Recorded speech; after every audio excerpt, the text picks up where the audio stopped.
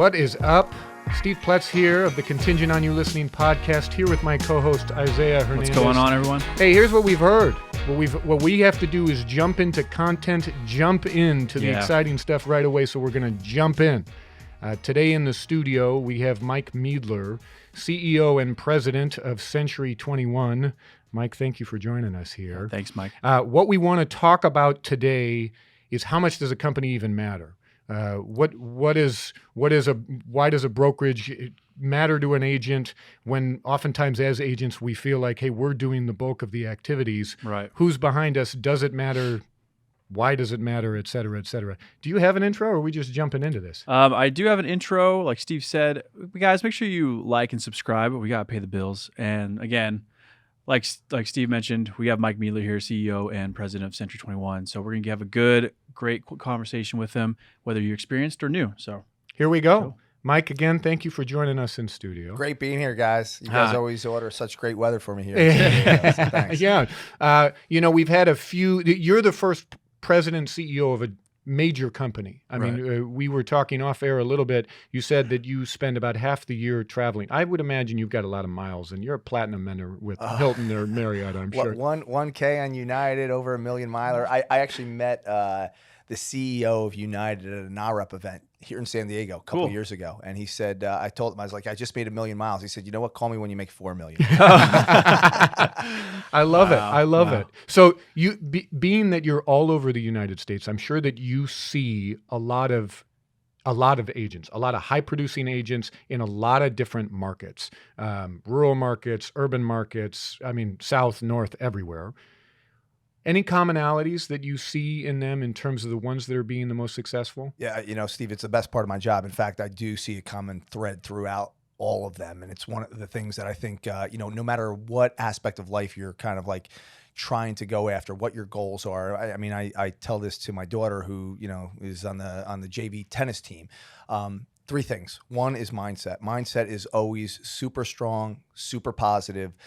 They have a way of outlook on life and their business that, the glass is half full, right? And it's just, that's what they permeate to the rest of the people they're involved with, to their consumers, to everybody else. And, there's a whole bunch of activities you got to do to keep that mindset super positive every single day. So that's one. And I think probably the strongest, link that weaves our very, very top agents and top even leaders across this industry together. The second one is that, they're constantly learning, educating themselves, always trying to figure out how to elevate, especially in a changing market like we are seeing right now, right? What we're thinking about and what we're needing to work on for our clients, for our customers, for our businesses is a lot different today than it was, 12 months ago, 18 months ago. Steve, you would say the same, and I know Isaiah has seen it as well. And so it's how am I evolving? How am I following the market? How am I consistently educating myself to be able to kind of move my goals as an individual forward? And then I think the last one is that, they just show up and do the good old fashioned hard work. There's no shortcuts in this business. I feel like over the last few years when we've had what I would call an abnormal market where homes were, flying off the shelves, selling at a very rapid pace for, with 10, 12, 50 offers over asking, we all kind of got, I think maybe in a spot where we got a little bit lazy. And I think that, here in this new marketplace where things are a little bit more normal, where, there's a little bit more competition and it's more of a back to the basics. Let's show up. Let's put in the activities. Let's make sure we're staying in front of our customers, reaching out to our sphere of influence, following up on our leads, making sure we're spending the right amount of time if it's part of our strategy on social, just doing the core that, every one of us need to have success. So I think it's those 3 things that I would say from a top agent or an overachiever perspective that are common amongst all of them. For sure. I love it. I love it. So kind of what I'm hearing is a positive outlook that is open to change. Like when you talk about learning, short sales, foreclosures, changing, now social media, now different things that come and go, new loan programs, kind of a willingness to change with the times, number one. while doing it with a positive attitude and a consistency of showing up every single day. Consistency's king, right? I mean, Absolutely. I mean, I think the other part of that, you mentioned change, but I think the more that changes in the market and the more that changes from the news we hear, and whether it's, interest rates or inflation or things that we don't control, right?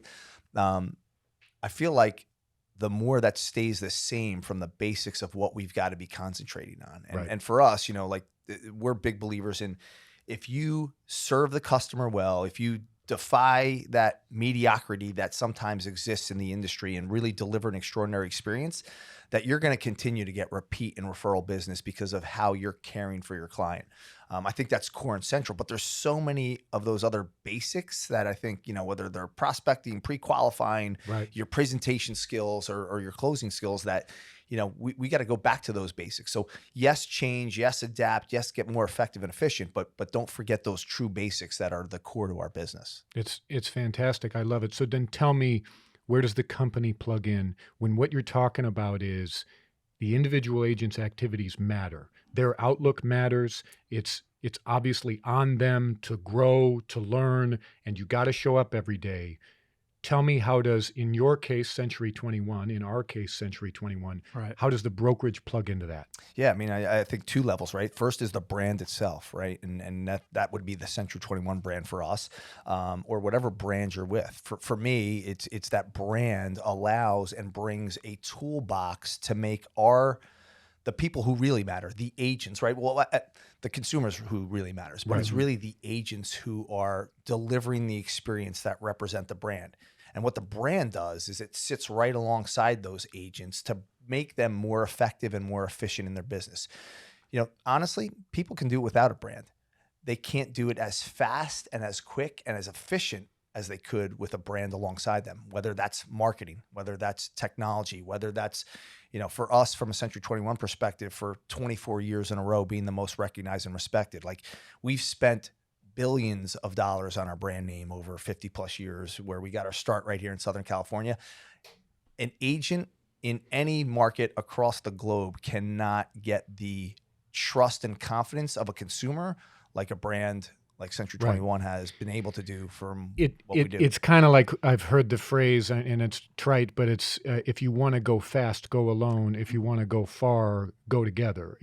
So because our audience is agents, and I will tell you, in a listing presentation for me, I am following the lead of, I'm taking the cues from the sellers in terms of where they're at, what's important to them, those kinds of things. I always lead with certain things, but sometimes in the discussion, the company doesn't even come up. And so I'm wondering, maybe that's because they can feel rest assured because it's a brand that they know and trust, and it's not ABC Realty. That's a possibility. Yeah. Or the other possibility is they don't care, and they're more concerned with who I am. With Century 21 specifically, a common question that I get is, do I have a gold jacket? And I feel like that was in some ways, there's the beauty of the longevity. You talk about the 1950s, starting in Southern California, Century 21. 70s. 70s? Yeah, for 50 plus years. 70s for 50 plus years. I was pretending to listen to him, but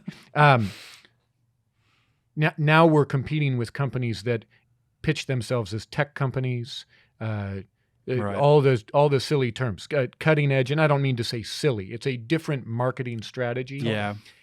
How do you stay relevant? How do you combat it? First, Steve, I love your question about or your comment about going farther together, right? And actually, at our top agent event, I know one day we'll get you to one of our events. I don't know when, but I know you'll make it to one of them. But our top agent event, and there were many great Century 21 award affiliated agents there a few months ago.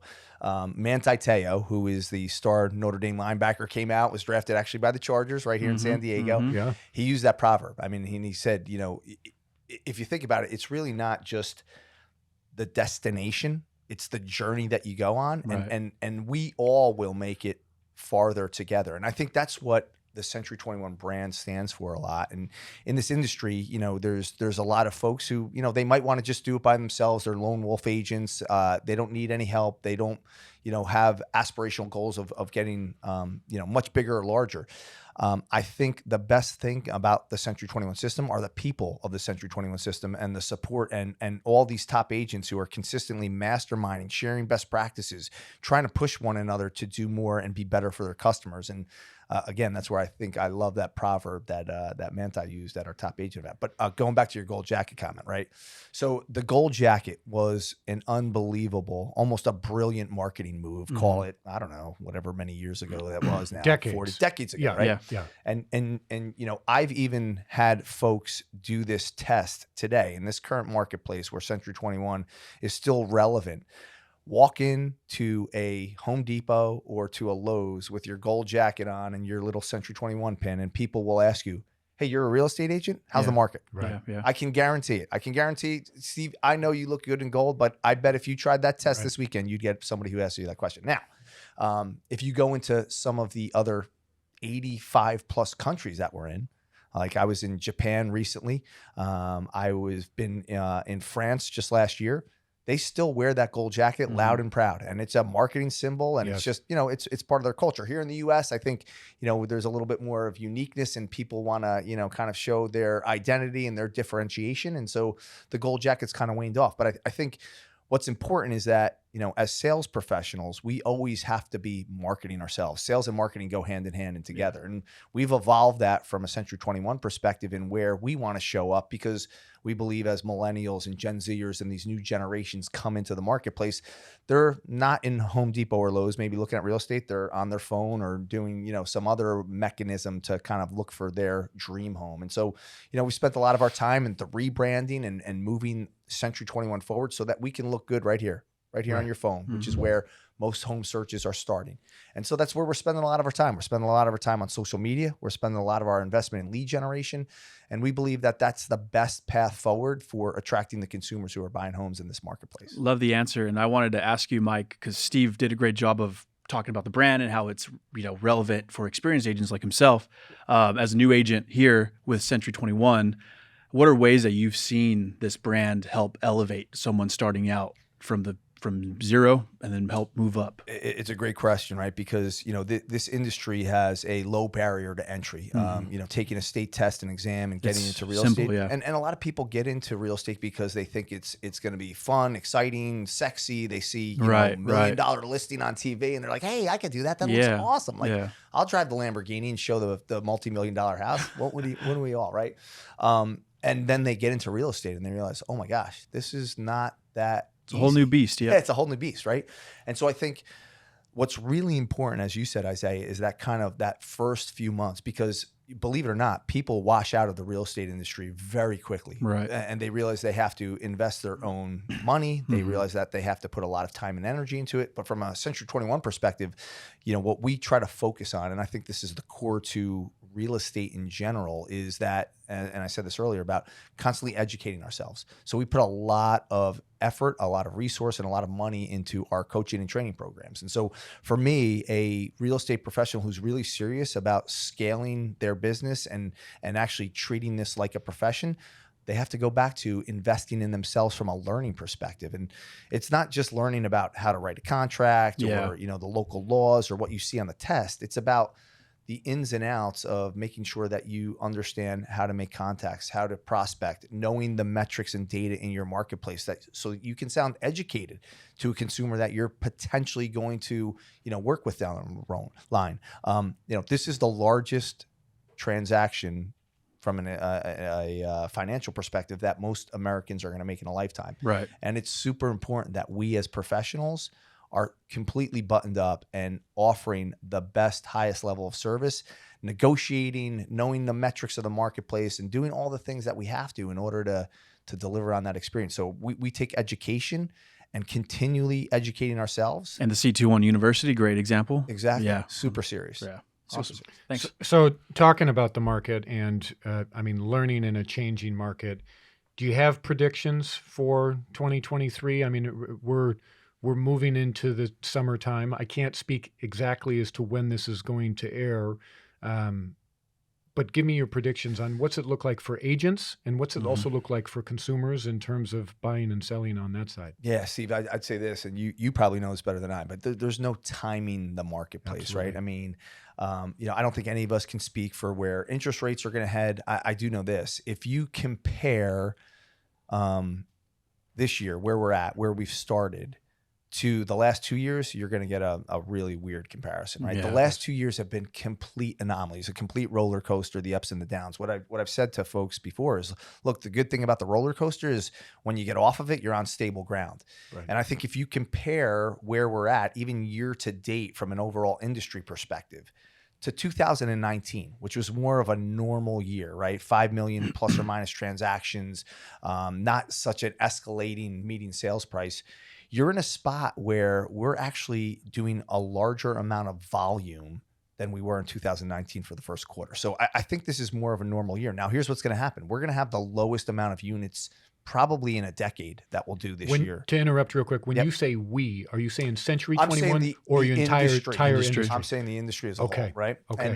And so we're gonna have the lowest amount. The experts are predicting, NAR just came out with around 4.4 million in 20. To put that in perspective, 2021 and 22 we did around 2021 we did around 6 million. And so, there was this very large run up in mortgage rates, the fastest that we've ever seen as people have kept track of mortgages in the last 50 years. Right. And that's shocked the system.